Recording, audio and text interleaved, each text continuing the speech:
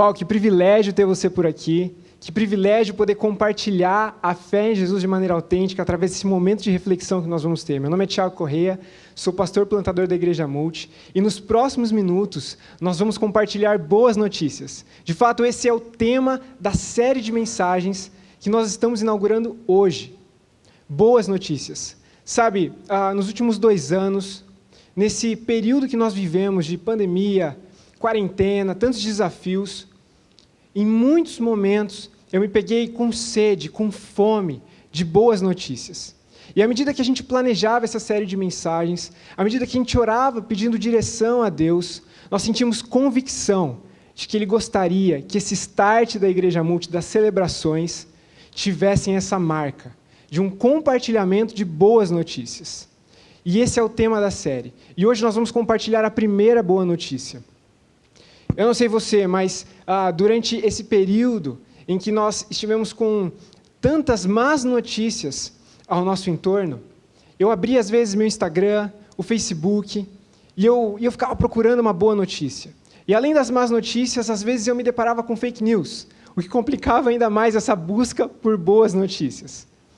E é interessante a gente pensar que boas notícias, elas são muito mais celebradas, aguardadas, e às vezes elas fazem muito mais sentido para a nossa vida, no dia a dia, na nossa rotina da semana, quando elas chegam de encontro a más notícias. A vacina, por exemplo, cara, a gente esperou, aguardou com muita ansiedade, expectativa, para que essa notícia aparecesse nos jornais. Encontramos uma saída, encontramos uma solução, uma boa notícia.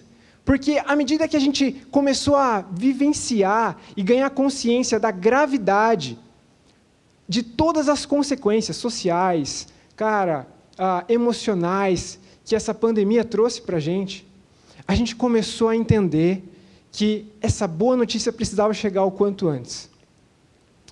E eu acho que essa percepção, essa sede pela boa notícia, por exemplo, da vacina, pode ser para nós um exemplo de uma busca que nós devemos ter. A gente precisa ter a nossa expectativa alinhada e nós precisamos, abrir o nosso coração e ter essa sede, essa fome por uma boa notícia que venha da parte de Deus. E hoje, nós vamos compartilhar a primeira boa notícia a partir de um texto que está no Evangelho de João. Sabe, esse texto está lá no capítulo 3, versículo 16, João 3,16. É um dos versículos mais amados pelos cristãos ao redor do mundo. Não se sinta intimidado, ok? Eu decorei esse versículo, como pastor é minha função. Se você não entendeu essa piada, é porque talvez você não tenha crescido numa igreja, mas a maioria dos cristãos tem esse versículo decorado. E, de fato, é uma boa notícia. Porque Deus amou o mundo de tal maneira, que Ele deu o seu Filho, seu único Filho, para que todo aquele que nele crê não pereça, mas tenha a vida eterna. Eu vou falar mais uma vez. Porque Deus amou o mundo de tal maneira que Ele deu o seu único Filho. O seu único Filho. Você consegue imaginar essa cena?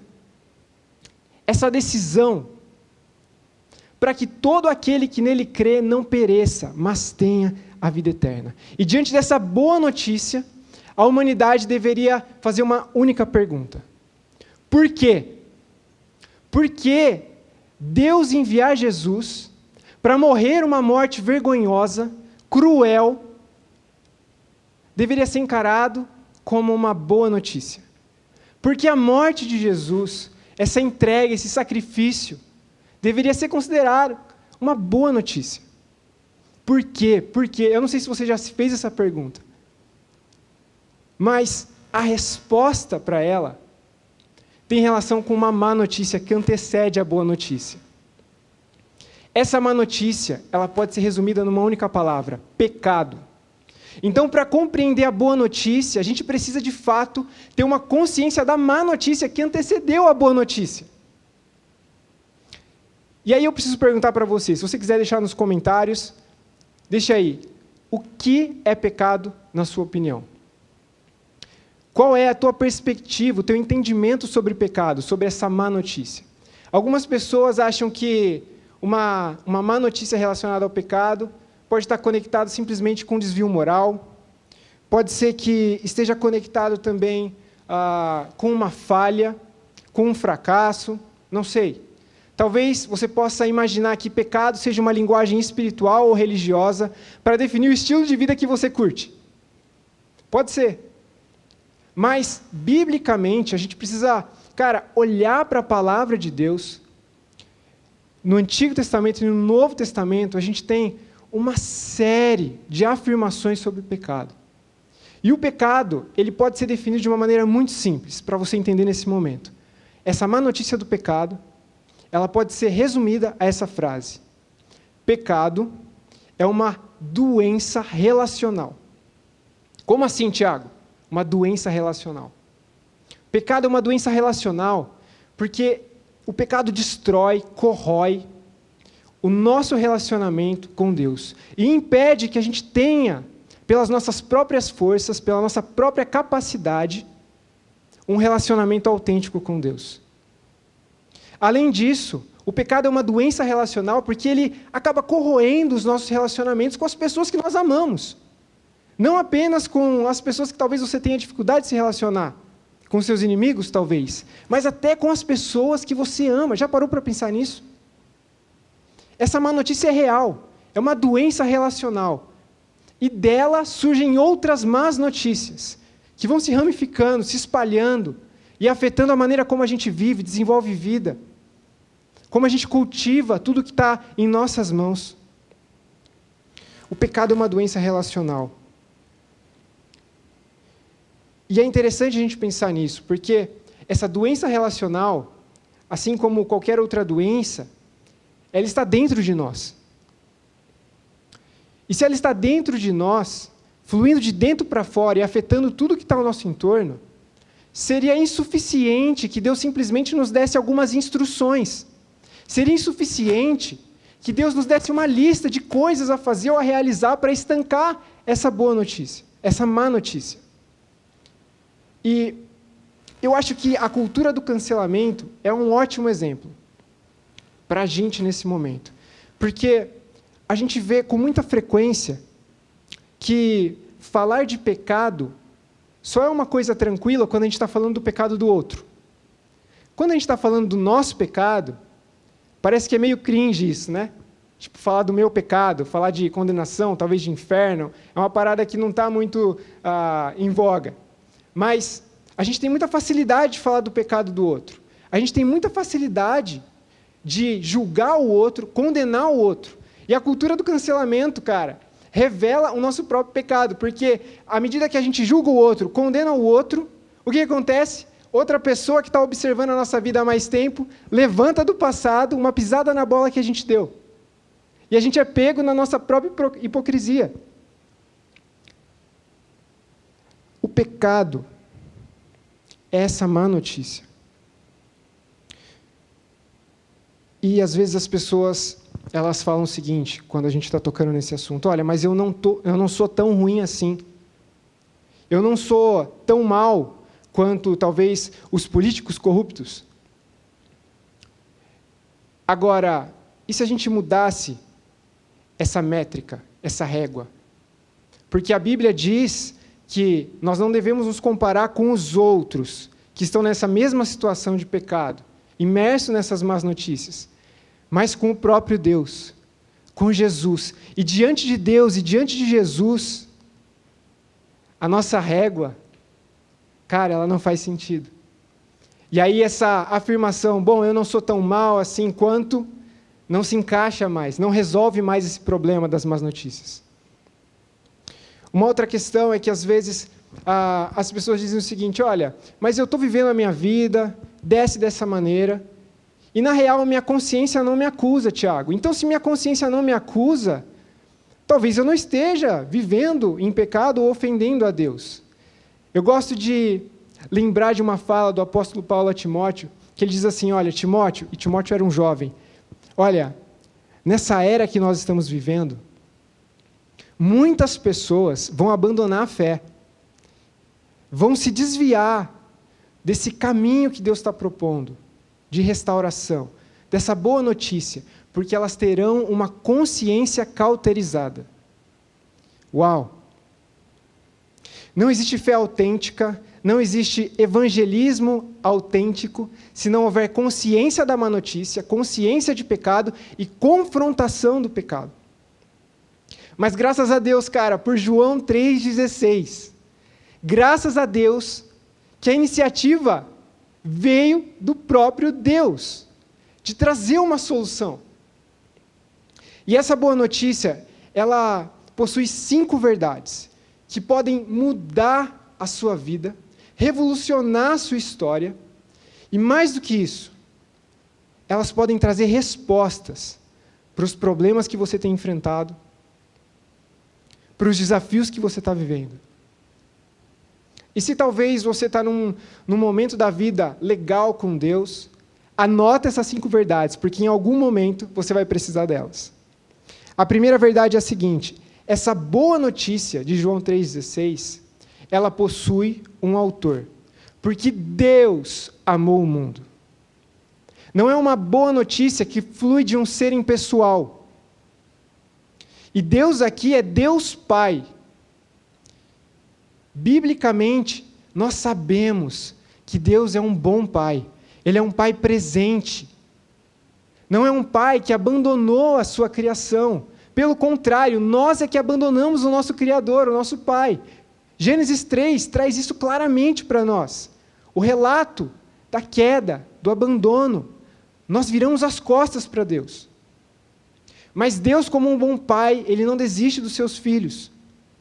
E Ele está em busca desses filhos perdidos, para restaurá-los, para transformar a vida deles, para que eles também possam transformar ambientes, circunstâncias ao seu entorno.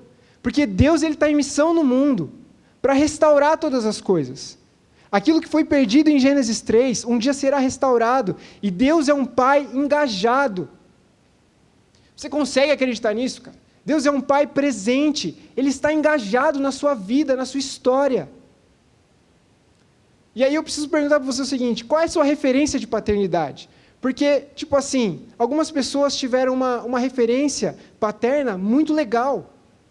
Tiveram talvez uma experiência de amor, de provisão, de cuidado, de celebração. Mas outras pessoas tiveram talvez uma experiência de provisão, mas de ausência de amor. Outras ainda têm experimentado uma sensação de abandono. Talvez teu pai biológico te abandonou, cara. E aí, quando a gente fala sobre Deus como um pai, como essa figura paterna, às vezes esse muro se levanta diante de você. E a gente precisa corrigir essa perspectiva pela palavra. Porque Deus amou você. Porque Deus amou a humanidade. E isso leva a gente para o segundo ponto. Para a segunda verdade que essa boa notícia nos traz. Essa boa notícia, ela está fundamentada num amor autêntico. Num amor que é diferente da nossa maneira de amar. Porque às vezes a nossa maneira de amar, vamos confessar aqui, ela é, cara, afetada pelo tempo, ela é condicionada pelo tempo, ela é condicionada, marcada, manchada pelo pecado, pelo nosso egoísmo. Talvez a gente pense o seguinte: cara, eu vou amar aquela pessoa, mas será que eu vou ser correspondido? Será que vale a pena? E esse amor autêntico de Deus, ele é diferente.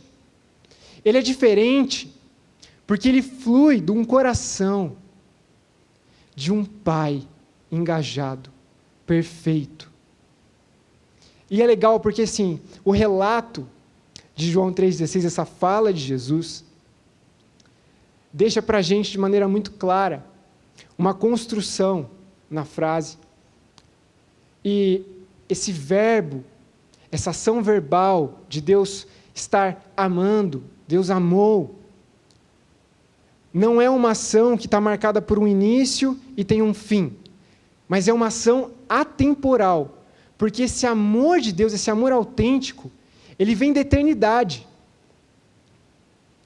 Ele vem da eternidade e ele entra na história da humanidade em Belém, na manjedoura, com o nascimento de Jesus. E ele se torna ainda mais visível, escancarado, na crucificação de Jesus, na morte desse filho, do único filho. Isso revela o caráter desse pai também. O caráter desse pai é um caráter que está regado de amor, é um amor majestoso, é um amor que possui autoridade, mas que tem uma ternura também. Cara, que incrível, isso tem que libertar o teu coração se você tem uma visão talvez distorcida, não apenas da paternidade de Deus, mas sobre o amor.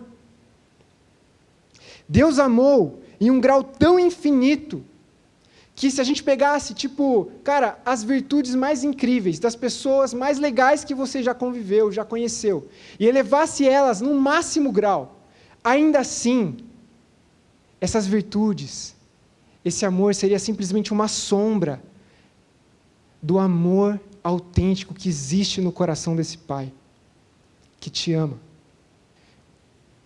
É muito importante você saber que esse amor, essa boa notícia, não foi solta ao vento. Isso nos leva para a terceira verdade. A terceira verdade é que essa boa notícia, ela foi destinada para um alvo. Porque Deus amou o mundo. E na sequência do versículo, a gente tem a conclusão dessa ideia. Para que todo aquele que nele crê. Quem crê? Pessoas. Você, eu. Uau! Isso é incrível. Pensar que Deus destinou esse amor num alvo que está pintado em você. Cara, isso deve mexer com o seu coração. Isso deve te trazer uma confiança nesse amor. É um amor que foi destinado para você, para a humanidade. E como eu disse, a humanidade ela virou as costas para Deus, mas graças a Deus porque esse alvo está até nas nossas costas. E mesmo que a gente dê as costas para esse Deus, para esse Pai, para esse amor autêntico, Ele nos persegue. Deus está em busca de você.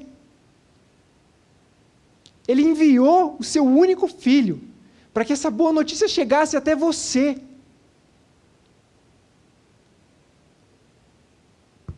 A gente tem a imagem do filho pródigo na Bíblia também, uma parábola incrível que Jesus contou, e expressa essa verdade de maneira muito, muito clara.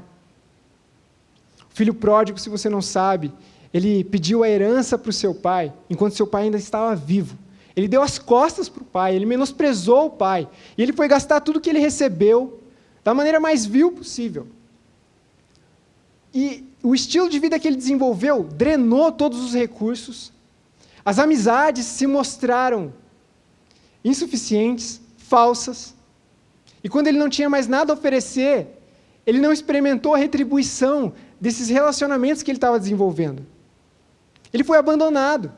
E aí ele pensou, cara, se eu voltar para casa, talvez o meu pai me trate como um empregado. E ele começa a ensaiar um discurso na cabeça. Ele começa a pensar, bom, como é que eu vou convencer o meu pai a me receber de volta? Ah, se eu falar isso, se eu falar aquilo outro, talvez meu pai me aceite. E ele decide, ele vai ensaiando esse discurso.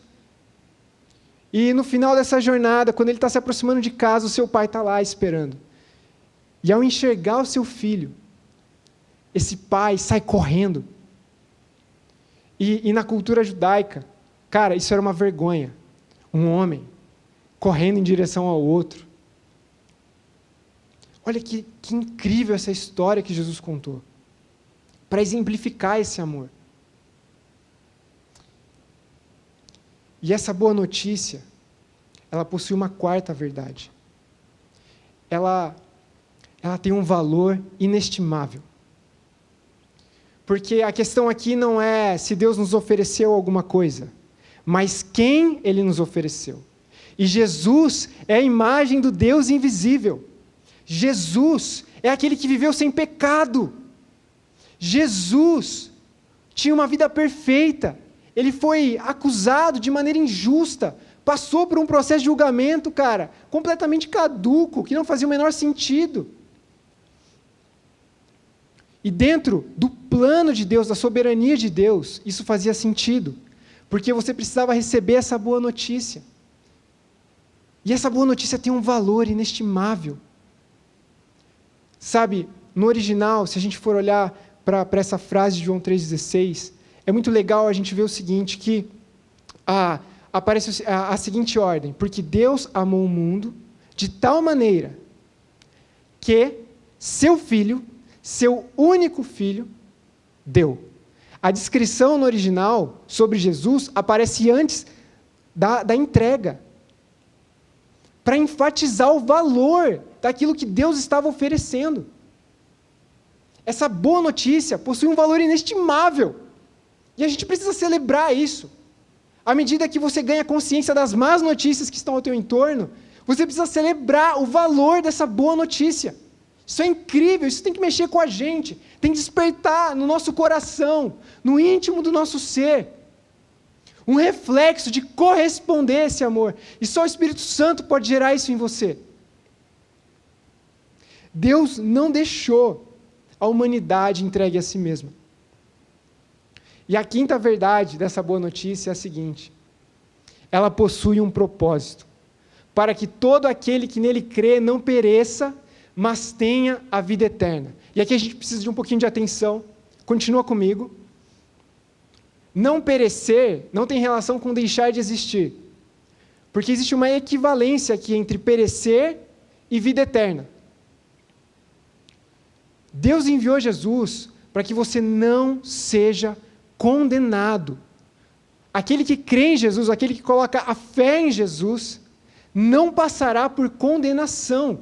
E essa condenação, ela tem essa equivalência da eternidade, da vida eterna, que é o presente que aqueles que colocarem a fé em Jesus receberão. Que incrível! Tem um propósito nessa boa notícia, não é simplesmente trazer um conforto, uma paz. Deus enviou Jesus para que você não fosse condenado. E aí, vida eterna, também, às vezes parece, sei lá, uma expressão meio religiosa, abstrata, distante da nossa realidade, do nosso dia a dia. E eu queria propor a seguinte tradução aqui para você. O que Deus está oferecendo, essa vida eterna, é uma vida autêntica. Pô, Tiago, que jogada de marketing. Você está usando a palavra que aparece com frequência no projeto de plantação de vocês? Você está usando a palavra que aparece na missão da Igreja Multi? Cara, é exatamente isso. Vida eterna é vida verdadeira. A vida que nós estamos experimentando aqui agora é uma vida que ela é interrompida, é uma existência que é interrompida com a morte. Mas a vida como ela foi desenhada por Deus, no início de todas as coisas, era uma vida eterna, uma vida verdadeira. E a vida autêntica, a vida verdadeira que Deus desenhou no passado para nós, e que um dia nós vamos experimentar na sua plenitude, ela tem duas características. A primeira é quantidade. Óbvio, vida eterna. É uma vida que não terá fim. Mas também é uma vida que possui qualidade. Justiça, amor, paz, alegria. Quando a gente olha para Apocalipse, a gente vê essas promessas que um dia vão se cumprir. Deus enxugará dos nossos olhos todas as lágrimas. A gente vai olhar para todas essas más notícias, para o passado, e a gente vai ver que elas chegaram ao fim, que elas foram estancadas. Deus tem vida autêntica para você. Deus tem vida verdadeira para você. E ela não começa lá na eternidade, ela já começou. Muitas pessoas que estão colocando a sua fé em Jesus, no decorrer de toda a história da humanidade, já estão experimentando vida eterna, vida autêntica. Uau! Eu gosto de lembrar da minha conversão, sabe? Porque eu tive uma experiência espiritual, religiosa em casa. Meus pais me criaram com os valores cristãos. Eu tinha alguns versículos decorados, inclusive João 3,16. Mas foi na minha adolescência, num acampamento, que eu fui confrontado por uma má notícia. E ela está lá em Filipenses, capítulo 2.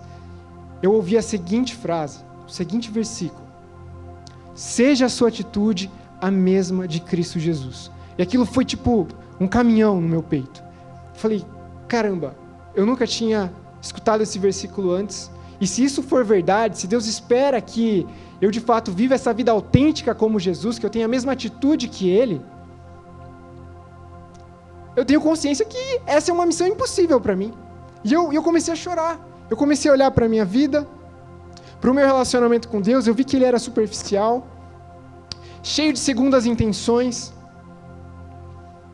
e essas más notícias começaram a gerar um desespero em mim, uma consciência da urgência de eu receber essa boa notícia, para que eu pudesse viver uma vida autêntica com Jesus. E, sabe, eu entreguei minha vida para Jesus naquela noite. E eu experimentei esse processo de conversão. E alguns anos à frente, eu tive uma experiência que para mim foi muito especial, porque ela me ajudou a entender ainda mais o que significava conversão. Eu não sei como é que foi a tua experiência tirando carta, eu não sei se você está se preparando para tirar carta, mas tipo assim, à medida que eu me preparava, o meu pai às vezes tentava me dar uma força. E era muito engraçado, porque com o instrutor, tipo assim, eu dirigia, fazia todos os exercícios e tudo bem. Mas quando eu sentava com meu pai, eu tinha uma certa ansiedade, tipo, cara, não posso decepcionar meu pai, nossa, olha, ele está me observando e tal.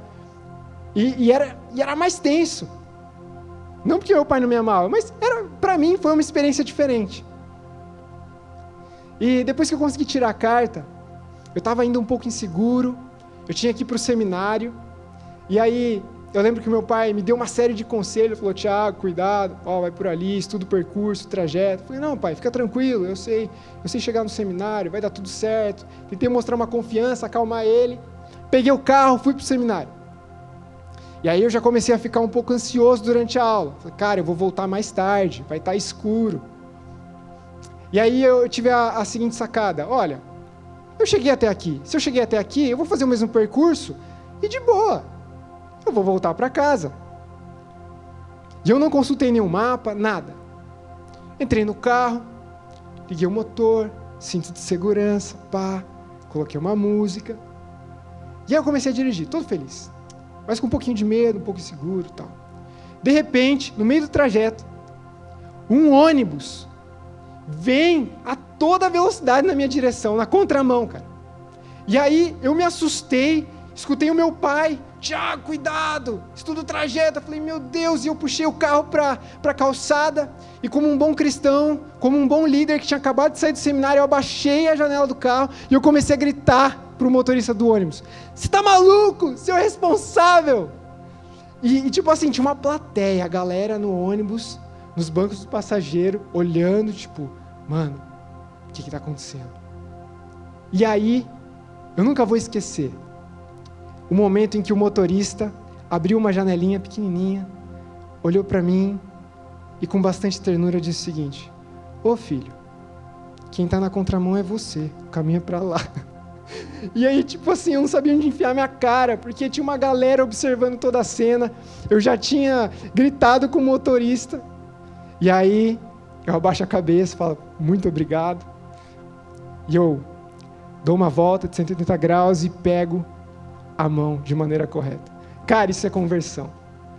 E Jesus, cara, Ele está trabalhando na sua vida, o Espírito Santo tem orquestrado tudo, para que você escute essa boa notícia.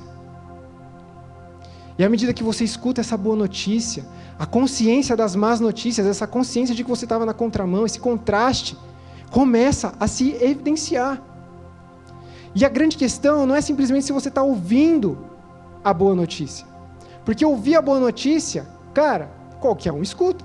Se tiver um pregador, se tiver uma pessoa falando, teu pai às vezes, teu tio que pega no teu pé, é fácil ouvir a boa notícia. Agora, entender a boa notícia é outra coisa.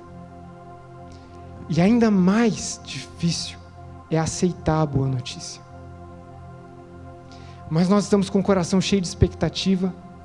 Nós cremos que Deus está fazendo grandes coisas. Nós tivemos a oportunidade de realizar batismos já no início da plantação. Pessoas que nos procuraram e disseram, olha, eu ganhei uma consciência, eu estava ouvindo o multicast, eu estava ouvindo vocês falarem sobre Jesus, sobre essa boa notícia, eu ganhei consciência de que eu estava vivendo a má notícia.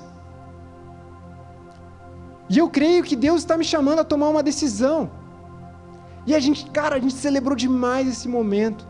E a gente pôde batizar pessoas. Uau, o que Deus tem preparado para o futuro? E aqui, não simplesmente para a plantação da Igreja Multi, mas para você. E se você já entregou a tua vida diante de Deus, já aceitou essa boa notícia, eu quero te encorajar a abraçar esse sermão e essas verdades para que elas te encorajem no dia mau. Agora, se você faz parte do grupo daqueles que querem aceitar essa boa notícia, nós queremos conhecer você. Nós queremos caminhar com você. E eu quero orar pela sua vida e por essa jornada de fé que nós estamos trilhando. Pai, muito obrigado. Muito obrigado pelo teu amor. Muito obrigado por essa boa notícia que nos constrange, que contrasta com as más notícias, mas que semeia esperança. Deus, muito obrigado porque o Senhor está nos chamando para viver uma vida autêntica, a viver um relacionamento autêntico com o Senhor por meio da morte e ressurreição de Jesus.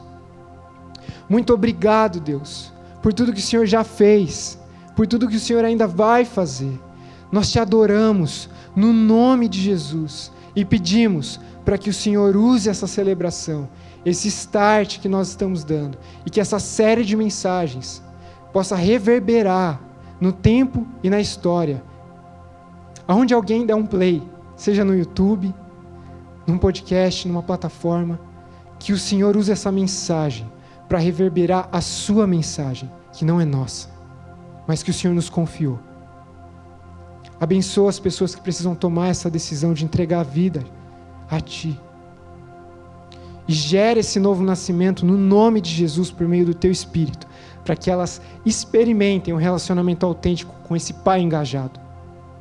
No nome de Jesus. Amém. Jesus te abençoe.